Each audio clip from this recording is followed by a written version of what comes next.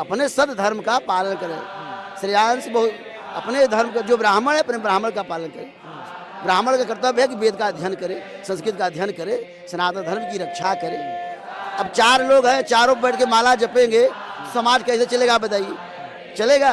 सृष्टि चलेगी? ये समाज को चलाना, घर को या परिवार को, घर माने से घर 4 भाई हैं आप, तो घर सब आप माला जपे बैठ करके, तो घर का काम कौन करेगा?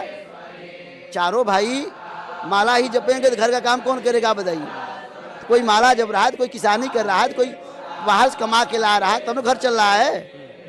तो ऐसे ही हमारे समाज को चलाना है कि ब्राह्मण अपना पूजा पाठ धर्म की रक्षा करे, क्षत्रिय समाज की रक्षा करे, वैश्य जो है वो जा करके उधर पोषण की व्यवस्था करे, और जो शूद्र वर्ण चौथा वर्ण है ये बेचारे परिश्रम करके समाज की रक्षा करें, समाज की सेवा करें, तो हम समाज चलेगा। ये व्यवस्था बनाई गई है, सभी महंत बन जाएंगे तो काम नहीं लग रहा है कि व्यवस्था